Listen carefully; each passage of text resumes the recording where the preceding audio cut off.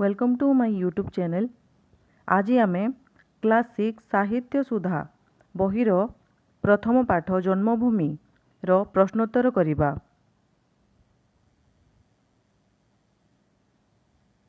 Channel को प्रथम थर जदि आसीचंती तेबे सब्सक्राइब करि दियंतु।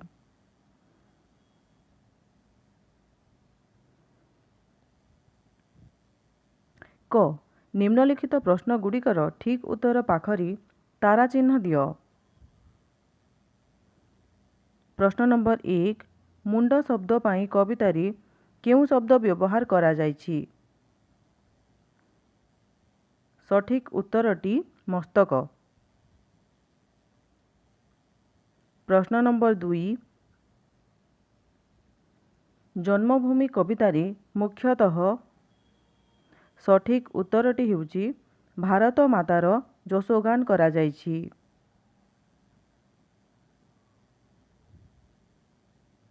ख उपर उत्तर गुड़िक काहींकि बाछिल ताहार कारण तुम सांग मानंक सह आलोचना कर।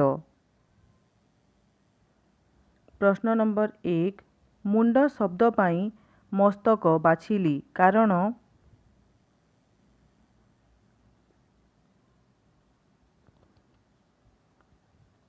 कवितार पंक्ति नमयी माँ भकति भरे अधम अस्तम सुतत्व चरणे।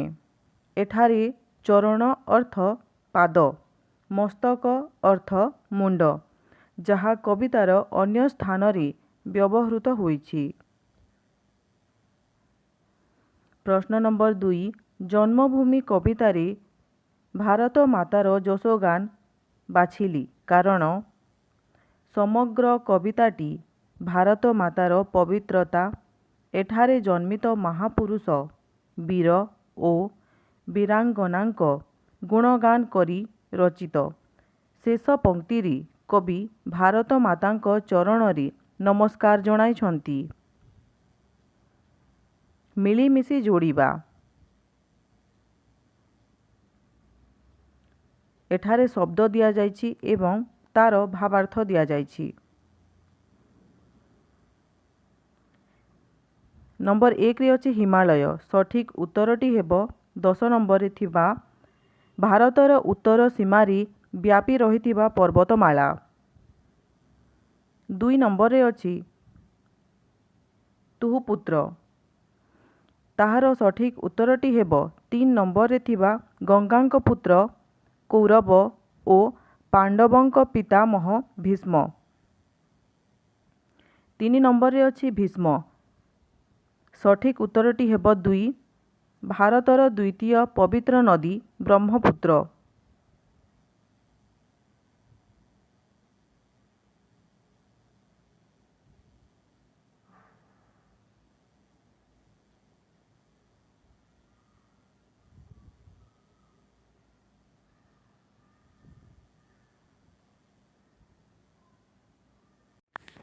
शब्द एवं भावार्थ।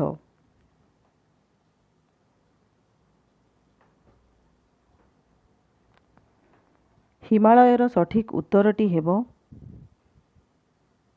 10 नंबर उत्तर भारतर उत्तर सीमारे व्यापी रहिथिबा पर्वतमाला। 2 नंबर रे अछि ब्रह्मपुत्र। ब्रह्मपुत्रर सठिक उत्तरटी हेब 8 नंबर रे थिबा उत्तरटी मुख्यतः अरुणाचल प्रदेश ओ आसाम देई बही जाउथिबा नदी जहाँकि शेषरे बंगोपसागर रे मिसिछि। 3 नंबर रे अछि द्रोण। द्रोणर सठिक उत्तरटी हेब कौरव ओ पांडव मानंक गुरु। 3 नंबर उत्तरटी हेब 7 नंबर। 4 नंबर सीता। सीतार सठिक उत्तरटी हेब 6 नंबर रे अछि जनक राजांक दुहिता ओ प्रभु श्रीरामंक धर्मपत्नी। 5 नंबर रे अछि गंगा। गंगार सठिक उत्तरटी हेब भारतर दीर्घतम पवित्र नदी। 6 नंबर रे अछि चैतन्य। ତାର ସଠିକ୍ ଉତ୍ତରଟି ହେବ 4 ନମ୍ବରରେ 7 ନମ୍ବରରେ ଅଛି ପଦ୍ମିନୀ। ପଦ୍ମିନୀ 7 ନମ୍ବରର ଉତ୍ତରଟି ହେବ 5 ନମ୍ବରର ସଠିକ୍ ଉତ୍ତର ମେୱାରର ରାଣୀ ଓ ବୀର ରମଣୀ। 8 ନମ୍ବରରେ ଅଛି ଅର୍ଜୁନ।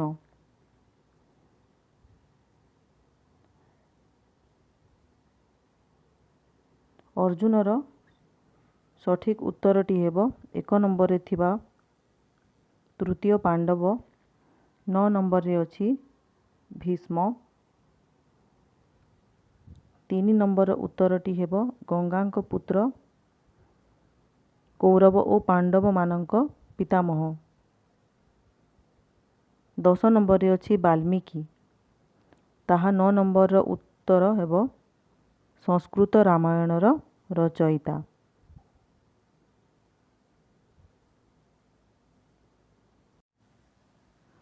ପଦ୍ୟାଂଶକୁ ଆଲୋଚନା କର। ପଦ୍ୟାଂଶ ହେଲା ତୁହି ମା ଜନ୍ମଭୂମି ପବିତ୍ର ଭାରତ ଭୂମି ତୋହରି ସେବାରେ ଆମ୍ଭେ ସର୍ବଦା ରହିବୁ ତୋର ଶ୍ରୀ ଚରଣ ସେବା ପାଇଁ ମନ ପ୍ରାଣ ଦେବୁ ଗାଇବୁ ତୋହର ନାମ ଆନନ୍ଦେ ରହିବୁ ତୋ ଆନନ୍ଦେ ହୋଇବୁ ସୁଖୀ କାହିଁବା ଦୁଃଖରେ ତୋର ହୋଇନ ଦୁଃଖୀ। ଏହାର ଭାବାର୍ଥ ହେଲା କବି ଭାରତ ମାତାଙ୍କୁ ସମ୍ବୋଧନ କରି କହୁଛନ୍ତି ଯେ ତୁମେ ଆମର ଜନ୍ମଭୂମି ପବିତ୍ର ଭାରତ ଭୂମି। ଆମେ ସର୍ବଦା ତୁମର ସେବାରେ ନିୟୋଜିତ ରହିବୁ। ତୁମର ଶ୍ରୀ ଚରଣ ସେବା ପାଇଁ ଆମେ ନିଜର ମନ ଓ ପ୍ରାଣ ସମର୍ପିତ କରିଦେବୁ। ଆମେ ତୁମର ନାମ ଗାନ କରି ଆନନ୍ଦରେ ରହିବୁ। ତୁମର ଆନନ୍ଦରେ ଆମେ ସୁଖୀ ହେବୁ ଓ ତୁମର ଦୁଃଖରେ ଆମେ ଦୁଃଖୀ ହେବୁ। ଏହା ମାତୃଭୂମି ପ୍ରତି କବିଙ୍କ ଗଭୀର ଭକ୍ତି ଓ ଅନୁରାଗକୁ ପ୍ରକାଶ କରେ।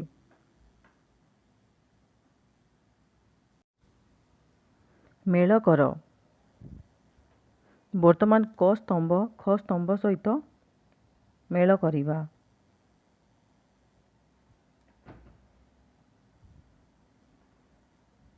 ନମ୍ବର 1ରେ ଅଛି ଜନମିଲେ ତୋ କୋଳରେ କେତେ ସୁରବୀର ନର। ତାହାର ସଠିକ୍ ଉତ୍ତରଟି ହେବ ନମ୍ବର 2। ଭାରତ ମାତାର କୋଳରେ ଅନେକ ସୁରବୀର ଓ ଭାରତ ମାତାର ମହାମାନବ ଜନ୍ମ ହୋଇଛନ୍ତି। 2ରେ ଅଛି ତୋ ଆନନ୍ଦେ ହୋଇବୁ ଖୁସି କାହିଁ ବା ଦୁଃଖରେ ତୋର ହୋଇନ ଦୁଃଖୀ। ତାହାର ସଠିକ୍ ଉତ୍ତରଟି ହେବ 3 ନମ୍ବର ଆମେ ଜନ୍ମଭୂମିର ଉନ୍ନତି ବା ପ୍ରଗତିରେ ସୁଖ ଅନୁଭବ ଅବନତିରେ ଦୁଃଖୀ ହେବା। ଆଉ 3 ନମ୍ବରରେ ଅଛି ସମସ୍ତେ ତୋର ଦୁହିତା ପଦ୍ମିନୀ ସାବିତ୍ରୀ ସୀତା।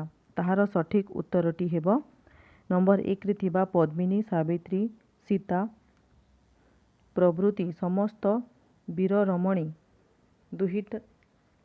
ଦୁହିତା ଅଟନ୍ତି।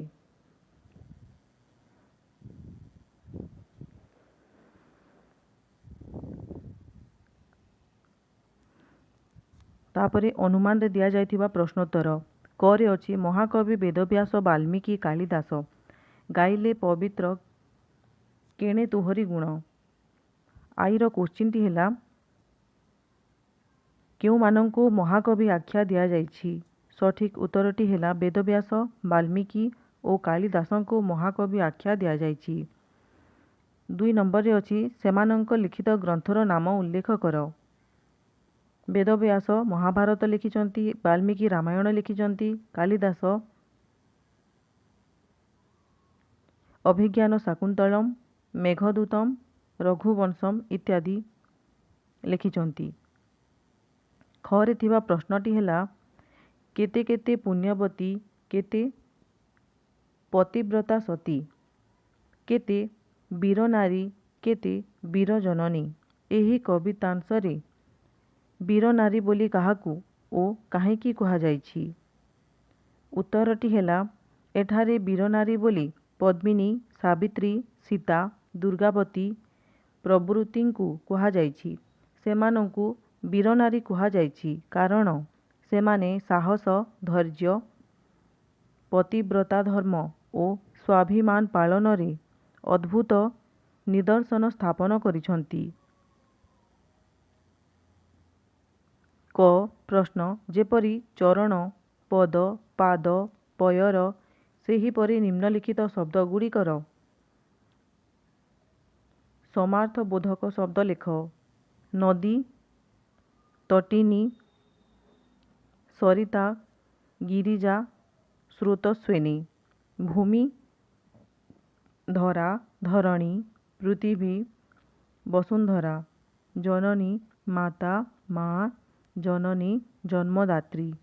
ଦୁହିତା, ଝିଅ, କନ୍ୟା, ପୁତ୍ରୀ।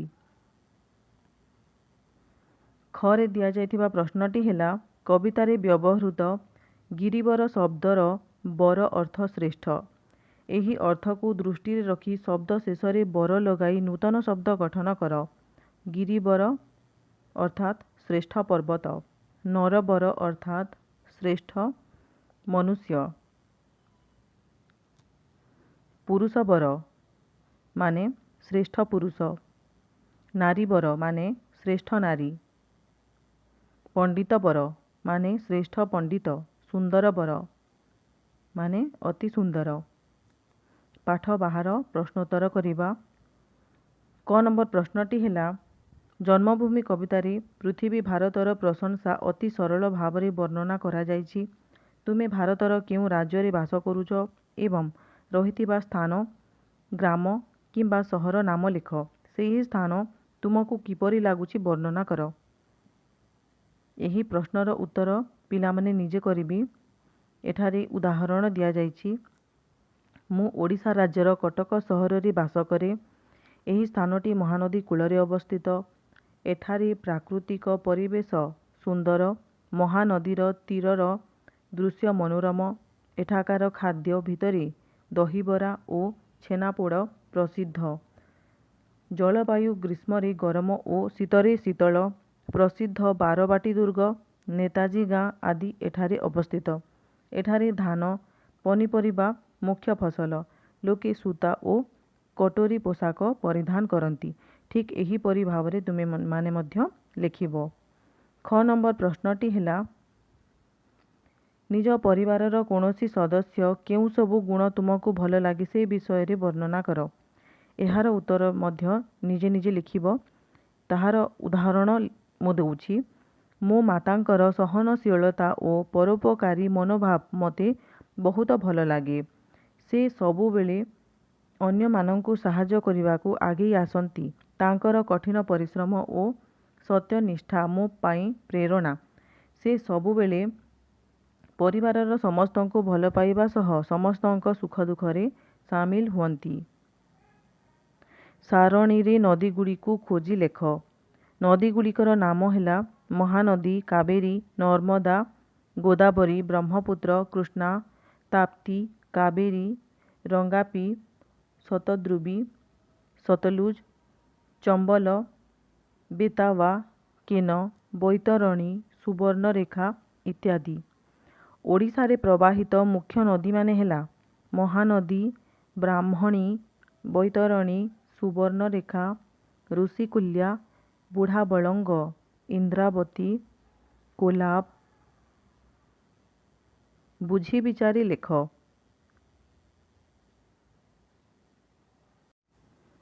ଏଠାରେ କ୍ରମିକ ସଂଖ୍ୟା ଦିଆଯାଇଛି, ଅକ୍ଷର ଦିଆଯାଇଛି ଏବଂ ତାର ଶବ୍ଦ। 1 ନମ୍ବରରେ ଅଛି ସ, ମ, ହ, ଗ, ର। ତାକୁ ମିଶାଇ ହେବ ମହାସାଗର ଆଉ ସମଗ୍ର ମଧ୍ୟ ହେବ। 2 ନମ୍ବରରେ ଅଛି ହ, ମ, ଳ, ୟ। ତାକୁ ମିଶାଇ ଶବ୍ଦଟି ହେବ ହିମାଳୟ। 3 ନମ୍ବରରେ ଅଛି ମ, ହ, ବ, କ। ଏହାକୁ ମିଶାଇ ହେବ ଶବ୍ଦଟି ମହାବଳ, ମହାକବି ମଧ୍ୟ ହେବ। ଭ, ତ, ର। ଶବ୍ଦଟିକୁ ମିଶାଇ ହେବ ଭାରତ। ମ, ର, ଣୀ। ଏହାକୁ ମିଶାଇ ଶବ୍ଦଟି ହେବ ମରଣୀ ଓ ରମଣୀ ମଧ୍ୟ ହେବ। କ, ଳ, ଦ, ସ। ଏହାକୁ ମିଶାଇ କାଳିଦାସ ହେବ। ଦଳଗତ ଆଲୋଚନା ଜନ୍ମଭୂମି ଓ ବନ୍ଦେ ମାତରମ୍ କବିତା ଦୁଇଟିର ସମାନତା ଓ ଭିନ୍ନତା। ଏଠାରେ ସମାନତା ଦିଆଯାଇଛି। ଉଭୟ କବିତା ଭାରତ ମାତାର ପ୍ରଶଂସାରେ ରଚିତ। ଉଭୟରେ ମାତୃଭୂମି ପ୍ରତି ଭକ୍ତି, ଶ୍ରଦ୍ଧା ଓ ଅନୁରାଗ ପ୍ରକାଶ ପାଇଛି। ଉଭୟରେ ଭାରତର ପ୍ରାକୃତିକ ସୌନ୍ଦର୍ଯ୍ୟ, ଉର୍ବରତା, ପବିତ୍ରତା ବର୍ଣ୍ଣିତ। ଭିନ୍ନତା ଅଛି।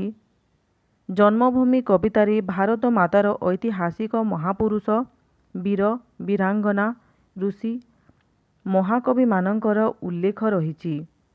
ବନ୍ଦେ ମାତରମ୍ କବିତାରେ ଭାରତ ମାତାର ପ୍ରାକୃତିକ ସୌନ୍ଦର୍ଯ୍ୟ, ଶସ୍ୟଶ୍ୟାମଳା, ଶୀତଳତା, ଉର୍ବରତା ଉପରେ ଅଧିକ ଗୁରୁତ୍ୱ ଦିଆଯାଇଛି। ଜନ୍ମଭୂମି ଓଡ଼ିଆ କବିତା ବନ୍ଦେ ମାତରମ୍ ସଂସ୍କୃତ ଓ ବଙ୍ଗଳା ମିଶ୍ରିତ ଭାଷାରେ ରଚିତ। ଜନ୍ମଭୂମିରେ ସିଧାସଳଖ ମାତୃଭୂମି ପ୍ରତି ସେବା ସମର୍ପଣ ଭାବ ଥିବାବେଳେ ବନ୍ଦେ ମାତରମ୍ରେ ପ୍ରକୃତି ମାଧ୍ୟମରେ ମାତୃଭୂମିର ବନ୍ଦନା କରାଯାଇଛି। ଷଷ୍ଠ ଶ୍ରେଣୀର ସବୁ ପାଠର ସବୁ ପ୍ରଶ୍ନୋତ୍ତର ପାଇବା ପାଇଁ ଚ୍ୟାନେଲଟିକୁ ସବସ୍କ୍ରାଇବ୍ କରିନିଅନ୍ତୁ। ପାଠଟି ଭଲ ଲାଗିଲେ ଲାଇକ୍ଟିଏ କରନ୍ତୁ ଏବଂ ନିଜ ସାଙ୍ଗମାନଙ୍କ ସହ ସେୟାର କରନ୍ତୁ। ଭିଡ଼ିଓଟିକୁ ପୁରା ଦେଖିଥିବା ପାଇଁ ଧନ୍ୟବାଦ।